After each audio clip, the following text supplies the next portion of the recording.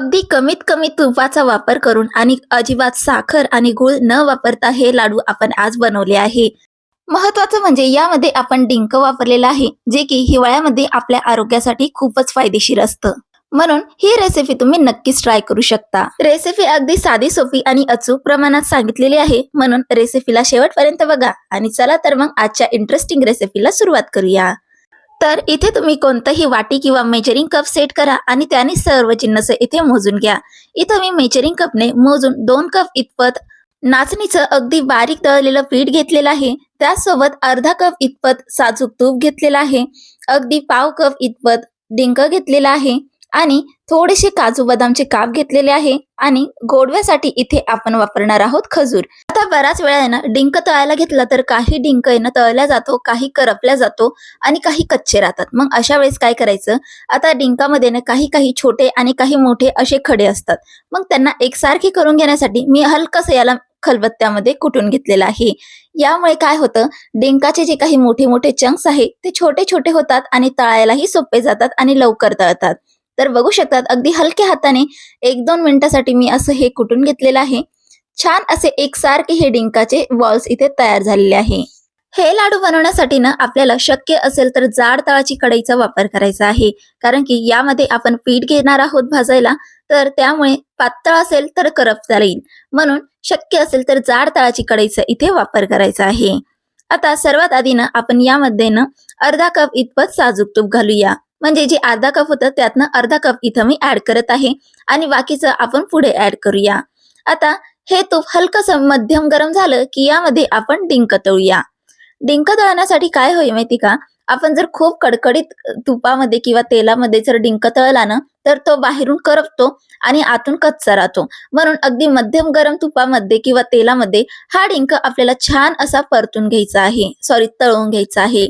आता यामध्ये ना तुम्ही डिंकाचा प्रमाण आहे ना कमी अधिक सुद्धा करू शकतात.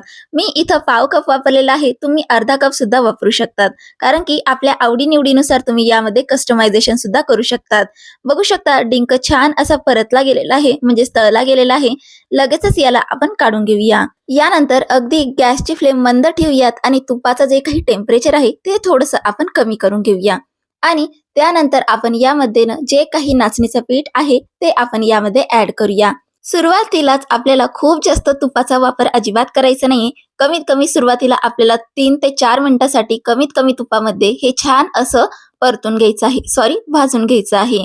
जसं जसं हे भाजत जाईल ना, तसं तसं हा जो काही नाचणीचा सुगंध आहे ना तो सुद्धा दरवळायला लागेल आणि तुम्हाला कळेल की आपल्याला किती भाजायचं आहे आणि किती नाही.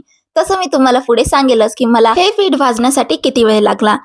नाचणीचं पीठ भाजत असताना ना आपल्याला थोडंसं सुद्धा याला असं सोडायचं नाही, कंटिन्युअसली याला स्टर करत आपल्याला हे पीठ भाजून घ्यायचं आहे. कारण नाचणीचं पीठ ऑलरेडी खूप असं काळपट असतं, अजूनच जर हे काळपट झालं तर आपले लाडू डायरेक्ट काळे दिसतील. म्हणून अगदी नॅचरली कलर ठेवीपर्यंतच आपल्याला हे छान असं कंटिन्युअसली स्टर करत आपल्याला भाजून घ्यायचं आहे. आता हे पीठ भाजायला मला 5 मिनिटं झालेली आहे आणि बघू शकतात हे जे पीठ आहे खूप जास्त असं ड्राय वाटत आहे, म्हणून यामध्ये आपण थोडंसं तूप ऍड करूया.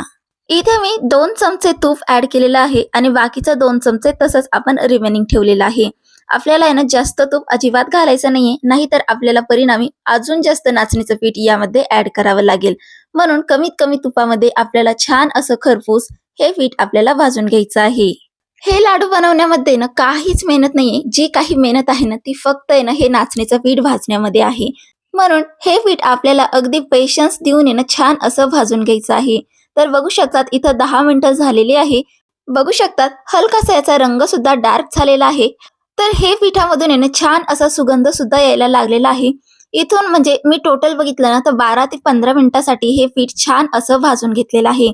महत्वाचं म्हणजे हे पीठ भाजले गेले की नाही हे आपल्याला कशावरून कळेल, ज्या वेळेस आहे ना पीठ स्वतःहून कढईला सोडेल. जसं की हे बघू शकतात खूप इझिली हे असं सुटसुटीत होतंय आणि खूप छान असा सुगंध यायला लागला की समजून जायचं आपलं पीठ छान असं भाजलं गेलेलं आहे.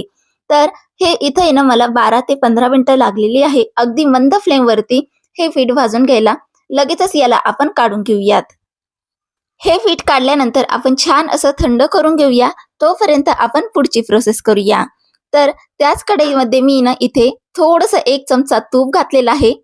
तूप हलकसं गरम झालं की यामध्ये आपण आहे ना 1 ते 2 टेबलस्पून बदामाचे काप घालूया. आता यामध्ये ना तुम्ही तुमच्या आवडी-निवडीनुसार ड्रायफ्रूट इथं ॲड करू शकतात. 1-2 मिनिटासाठी बदाम परतून झाले की यामध्ये आपण 250 ग्राम खजूर ॲड करूया. खजूर येथे आपल्याला कमीत कमी 3 ते 4 मिनिटासाठी छान असा परतून घ्यायचा आहे. यामुळे काय होईल, खजूर तर एक छान असा खमंग भाजला सुद्धा जाईल आणि दुसरं महत्त्वाचं म्हणजे हलकासा हा सॉफ्ट सुद्धा होईल. 5 मिनिटासाठी खजूर असा छान असा भाजून घेतलेला आहे. याला सुद्धा आपण त्याच परातमध्ये काढून घेऊया, ज्यामध्ये आपण डिंक आणि नाचणीचं पीठ काढलेलं आहे. आता ही सर्व जिन्नस थंड झाली की त्यानंतर आपण एकदा मिक्स करून घेऊयात आणि आपल्याला आता फायनल स्टेप करायची आहे. आता काय करायचंय, आपल्याला घ्यायचं आहे ग्राइंडिंग जार आणि ग्राइंडिंग जारमध्ये आपल्याला हे थोडं थोडं घालून अगदी स्मूथ असं दळून घ्यायचं आहे. यामुळे काय होईल, आपले जे पीठ आहे आणि खजूर हे छान असे एकजीव होतील आणि याला छान अशी बाइंडिंग सुद्धा येईल. आपल्याला एक्स्ट्राचं तूप किंवा गूळ असं काहीही घालण्याची गरज पडणार नाही. इथे बघू शकतात मी मिक्सरला 1-2 मिनिटासाठी छान असं हे फिरवून घेतलेलं आहे आणि बघू शकतात किती छान अशी याला बाइंडिंग सुद्धा आलेली आहे. आता यामध्ये जे काही खजूरचं प्रमाण आहे ना, हे खजूरच्या प्रमाणाने हे लाडू अगदी मध्यम गोड चवीचे बनतात. तुम्ही हवं असेल तर हे जे प्रमाण आहे ना थोडंसं वाढवून घेऊ शकतात, जर तुम्हाला गोड लाडू हवे असतील तर. आता इथं अशाच प्रकारे मी सर्व असं हे नाचणीचं पीठ आणि खजूर मिक्सर मधून दळून घेतलेलं आहे. हे तूप यामध्ये तळून घालूया. पण मला नाही वाटत की आपल्याला हे तूप सुद्धा ऍड करायची गरज वाटेल. टेबलस्पून तूप शिल्लक आहे. इझिली आणि सोप्या हाताने आपल्याला हे लाडू वळवता येत आहे. बघू शकतात, मला तर सवय आहे दोन्ही हाताने लाडू वळवण्याची, म्हणून मी दोन्ही हाताने हे बनवून घेत आहे. तुम्ही एका हाताचा वापर करून सुद्धा हे लाडू बनवून घेऊ शकतात. आणि महत्त्वाचं म्हणजे हे लाडू मी अगदी छोट्या छोट्या साईज मध्ये बनवत आहे. तुम्ही तुमच्या आवडीच्या साईज नुसार हे छोटे किंवा मोठ्या साईजने सुद्धा बनवून घेऊ शकतात.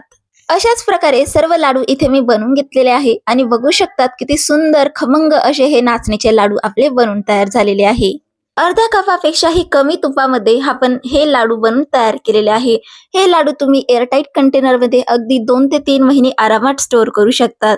तर ही लाडूची रेसिपी तुम्ही एकदा नक्कीच ट्राय करून बघा. कशी वाटली रेसिपी कमेंटमध्ये नक्कीच कळवा. चला तर मग पुन्हा भेटूयात मंडळी, आणि हो, चॅनलला अशाच नवीन रेसिपीसाठी सबस्क्राईब नक्कीच करा.